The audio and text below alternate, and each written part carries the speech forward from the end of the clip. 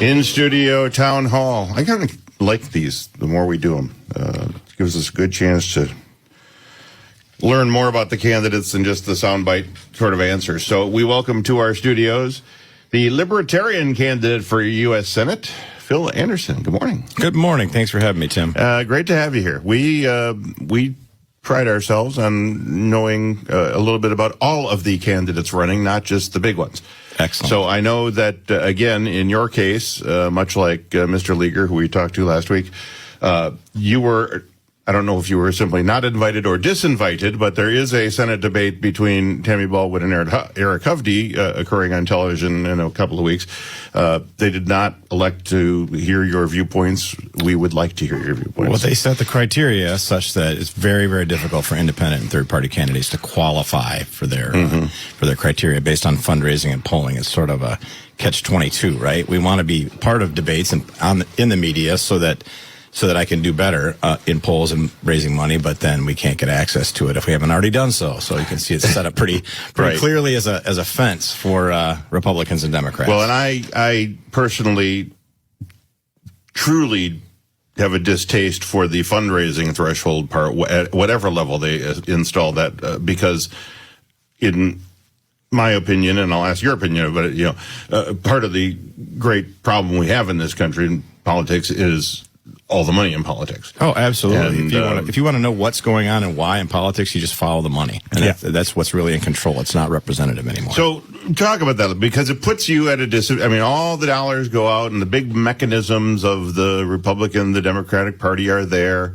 And just because of the way our current situation is, you have these millions of dollars pouring into PACs and super PACs that, yes, the Libertarian Party probably works with to a degree and tries to run the same mechanisms, but because of the unlimited contribution limits to a lot of those types of organizations, it's really never going to end up being a fair playing field for candidates of a third party. No, it absolutely starts from the top. Our federal government is absolutely broken and in the control of big money. You can see how they control legislation as it comes through, how the lobbyists are writing pretty much all the bills for Congress, insisting that the DNC and RNC pass them on their behalf, that they control the primaries, they control who's running, so that the candidates that we see on our ballot are all generally vetted to be compliant already, and the ones that have served in Congress who have not been compliant are primaried out or given lousy committee assignments. It's all set up so that the big moneyed interest in this country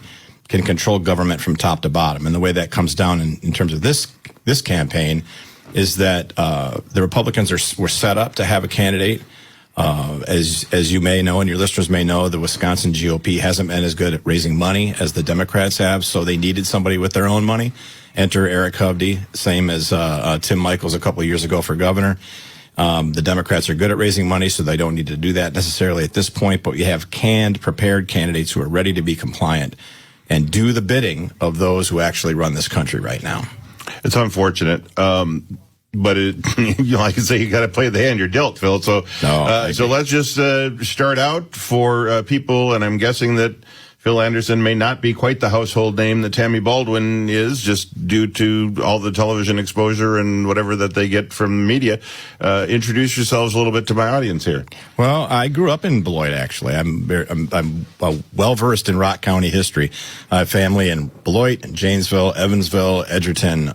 Lived here my entire life until I left to join the United States Army after high school, and then moved to Madison afterwards to finish school. So right now I'm a real estate broker, raised my family. My kids are adults now, and I got involved in politics about a little more than 10 years ago. After feeling like a libertarian for a few years, I was a big fan of Ron Paul, still am. But finally, my kids got tired of me complaining at the television, and they said, "Well, Dad, you seem to be willing to talk about it to your friends and family. Why not get out there and get involved?" So I ran for state assembly in 2014 up in Dane County as a libertarian. I ran for U.S. Senate in 2016. I think we were in this very room probably doing the same thing back then.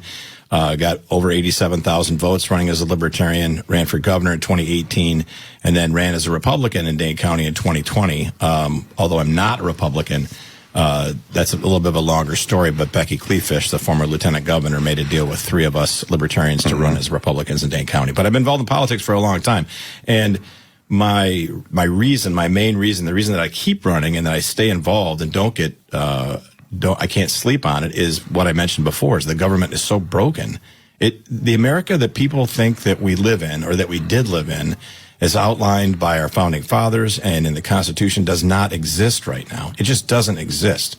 And the two parties exist to sort of play this theater of making us believe that they're fighting over important things, and there are important distinctions between the two parties. But the government is not representative of the people, does not respond to the people. It merely lies to the people and hides the truth from the people to let us believe that we live in this constitutional republic, when in fact it doesn't really exist anymore. It doesn't represent us. And that's why I continue to stay involved, and I just can't not be involved. Give us a little primer 101 on Libertarian Party. The Libertarian Party stands for the premise that people have the right to live their lives as they choose, as long as they don't interfere with other people's right to do the same thing. It's basically the philosophy of our founding fathers. They called themselves classical liberals. The word liberal has been taken over by progressive Democrats in the last 100 years or so, but it's the same philosophy. People have their property, they have their speech, they have their right to be left alone, they have their privacy, et cetera, et cetera. And that's a philosophy that applies to every level of government and to every situation, to every issue. So it's not one that's born of expedience. Let's see what's popular. Let's see, how we can win approval from voters, et cetera. It's based on a very old and very honorable philosophy that people have their own, that they own themselves and have the right to control their own lives. You hear that narrative from each party depending on the individual topic being discussed now. Yeah, I can't believe during the debate last night, both vice presidential candidates were talking about freedom, and I thought, wow, that's rich. So that is an interesting dynamic.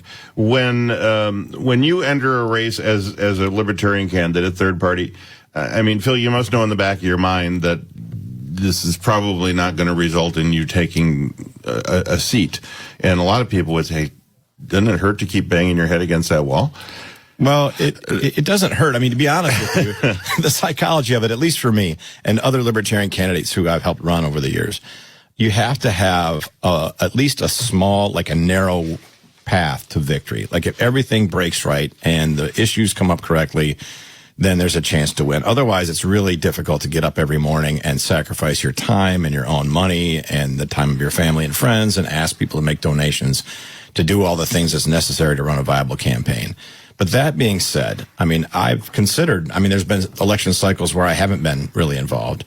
But if there's not somebody running that represents an opposition to what's going on and a path back to our Constitution and our founding fathers and to freedom for people, then we're really lost. And there's a chance that gets lost forever if there aren't people upholding that idea and those ideals every election cycle. So I don't necessarily feel obligated. I wouldn't say that, but somebody needs to, and I'm happy to lend my voice to that. Well, let's talk about some of the issues and how you and the libertarian philosophy would approach them. We heard a lot of them last night in the debate. If you watched the debate, which was surprisingly like a debate for the first time in a long time. But I didn't yell at the TV too much last night. But let's talk about the big issues first. We'll start. I guess we can start with immigration. In that regard, how does Phil Anderson look at immigration into the country and the mess that we kind of have right now, and what the fixes would be? Well, we need a border that can be controlled. So the idea that there should be a wall or some sort of or a troop station down there or some surveillance, I think it's necessary because I think Donald Trump was right when he said, if you don't have a border, you don't have a country. That's the definition of what a nation is. It has geographic definition, and it needs to be defined that way. That being said, once we get control of the border, it should be as open as possible. We should be checking for terrorists, criminals, people smuggling things in, et cetera. But it should be as wide open as possible for people to come in who are ready to work. That's how our economy works. We need people to do the jobs that American workers don't want to do or are overskilled to do. So, in fixing what we have here, Tim Walz no, it wasn't Tim Walz. Somebody yesterday I heard talking about Trump coming to Madison, and we're saying instead of criticizing these people, he should be thanking them for filling jobs and doing all that kind of stuff. But yet their first action to come into the country is to break our immigration law. Right. What would you do to rectify? I mean, somewhere we got to fix that. The problem is the system doesn't work for people that want to enter the country to work. And it should be easy. It should be quick. I mean, if we can tie international databases together or check people, whatever that looks like, or even just give them the benefit of the doubt to a certain extent, at least they need to be documented, right? So that we can keep track of and make them subject to the rule of law when they come in, just like the rest of us are. I agree with the idea that people shouldn't enter the country illegally. There should be an asylum process that needs to be reformed if they're escaping political persecution. There should be a pretty easy way for them to get documented so they can work. But we are a country founded on laws. That's the wonderful thing about the United States. This is not, at least until recently, I would argue, governed by people and parties and their whims and their ideas. It's governed by the rule of law that's based in the Constitution. And the first act of somebody is to break that law, then there's a problem. Not necessarily with that person, because people do desperate CBS things in News desperate special conditions. report. And I tell you, if either you or I or anybody who's listening, we're in a desperate situation, we'd cross a border to find food and work. We would. I mean, so that's a natural human instinct. Donald Trump but actually the fact delivered that there's a stability barrier in the to world. doing We that, it's did just it not by as easy as it establishing could be or as it should be. Our Creates the coalition is problem that we're strong, talking about and we now, and need that the is steady illegal leadership that immigration is a Kamala Harris mixture of Voters in people Bucks that are County, here Pennsylvania, technically weighed in. This illegally, woman on but are I think any honest debate reasons. is difficult. I think Most he's of them. sticking to the topics. And there's a few he's who are talking here about for things that are nefarious important reasons, to and Pennsylvania they're the ones who are voters committing the and lots of crimes and Democrats. smuggling the drugs in, et This cetera. voter liked what And he to heard lump from the them all together, Republican. illegal immigrants, Man of the illegal aliens, people, whatever, doesn't do a straightforward service to the answers truth. The truth is that we need to questions. fix our Kamala system. Harris will tour to such a- damage from Hurricane to make it Helene in in such a Georgia condition today. so that Donald people Trump that attends a do private want to work and campaign hold jobs that fundraiser are in available Houston. should be By the allowed way, our to. CBS It shouldn't be News that poll tough. finds most Yeah. viewers like the civil tone of last I night's debate. don't know if it CBS is that News tough, but special they sure report. make it sound I'm like it is. Deborah Yeah, it is. Rodriguez. Let us go to inflation, which is actually down right now. I mean, everyone's spinning it however they want to spin it. It's been Well, up. its rate of increase has slowed. Yeah, its rate of it. That's actually the perfect way to say it, because Yeah, that's the exactly. truth. But everybody's feeling it, and there's a lot of things that the presidents of either party get credit and or blame for that really they don't control at all. Contrary to popular belief, the presidents do not control the price of gasoline much. I mean, maybe a little bit of policy here and there. Apparently everybody freaked out this morning and oil went skyrocketing because they realized that, the Mideast might be in peril. Where have you been? But but we have all of this, and the biggest thing I think now is people just feel like I can't make it like I was making it 5 years ago. And so one of two things needs to happen. Prices need to come down or my income needs to go up. And there's no super easy answer to that. But what do you think should be looked at by Congress? Well, the one thing that the president and the Congress have control over is the level of federal spending, which is basically going to generate the amount of money that they borrow and that they print and that they tax. Inflation is a monetary event, meaning that it's just an inflation of the money supply. We see it and we view it as increase in prices, but that's not the cause. That the price gouging thing that Harris and Walz are talking about is ridiculous. That's not a cause of inflation. It's not really even a symptom of inflation. The way to look at it is we have a $36 trillion debt. We have a budget deficit pretty much every year in the federal budget. And what happens is when the government needs to send money out that is committed to spending, it prints it or it borrows it. And then increases the money supply, and therefore prices go down. So if we want to look at the root cause of it, we can point right at Congress and the president. The president is supposed to propose a budget every cycle. The Congress is supposed to deliberate on that, the House, and then pass that off to the Senate. And that process has been broken for a long, long time. They're not really doing it. And it's just so morally bankrupt for Congress to keep passing that along to future generations and taxpayers and then come out campaigning and lie about what it actually is, lie about the causes of it. I object to that. Well, the government has liked to spend money for the benefit of whatever party's in charge, I think you could say. There's a lot of people that question the pandemic spending and how much of that should or shouldn't have been done. Right. That really put us into this current situation. But some of the things that are out there seem to be, whether intentional or not, kind of picking winners and losers. We haven't seen the definitions yet from the Harris campaign, but the idea that the government is somehow going to build 3 million houses and then give however many people $25,000 to is a giveaway to somebody. I know it's not me. I know it's not you. Right. I don't know who it is, but that kind of forgiving student loan debt would be another good example. There's a lot of people that have worked very hard to pay off their student loan debts, and these seem to a person like me more like ploys than like things that actually will benefit us. And they're expensive and they're adding to the deficit. There's no basis of any of that in actual mathematical economic fact that's a good idea. The giveaways, the student loan thing was particularly ridiculous because, as you mentioned, a lot of people have worked hard to pay off their student loans. I'm one of those people. Both my kids are people like that. And most of the people that currently have student loans are making a lot of money.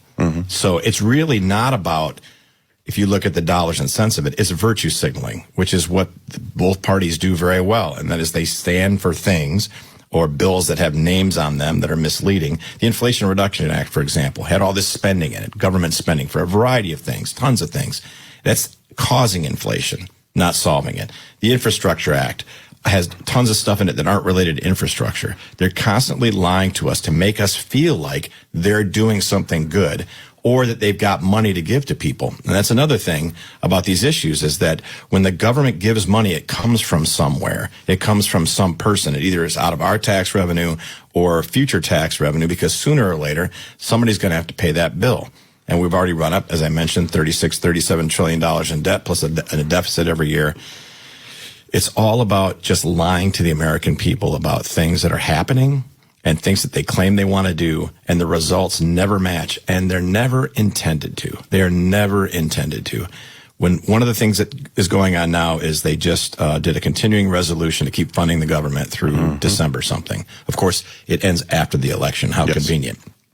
What will happen is, I guarantee you, there'll be some bill called the Omnibus Bill or something like that right before Christmas break. And it will have all the spending and all the goodies in it. And most Americans won't be paying attention because it'll be right before Christmas and election season's over, and we'll be really sick of politics by then. And they'll pass all this funding that doesn't benefit one party or another. That's not how it works. The people that spend money on the Republicans and Democrats spend it on both sides. So anytime you hear something that's bipartisan, that's where the real corruption is at, because they're servicing their sponsors by making sure that the American taxpayer and future taxpayers are funding the pork that their donors are getting now. In your opinion, Phil, what could the federal budget be? Could it be balanced right now?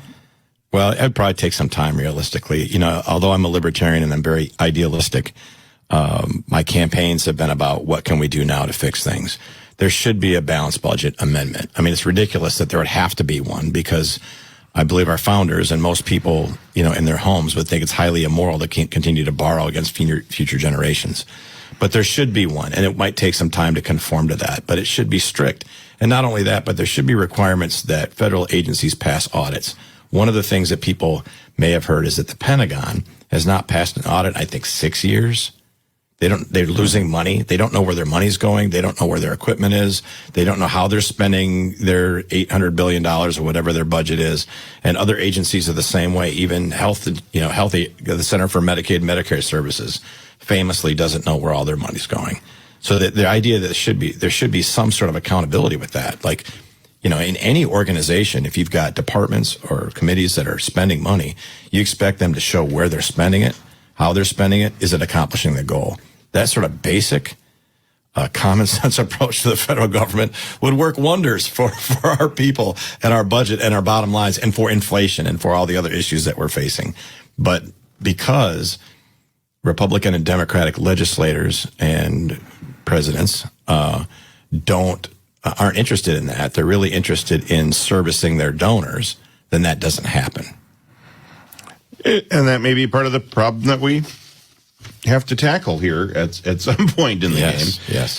Phil Anderson would like to try and tackle those for you as the senator from Wisconsin. Uphill climb for you, obviously, but he's here. We're in studio town hall sort of format this morning, and we'll be right back with Phil after this short time out on your talk show on WCLO.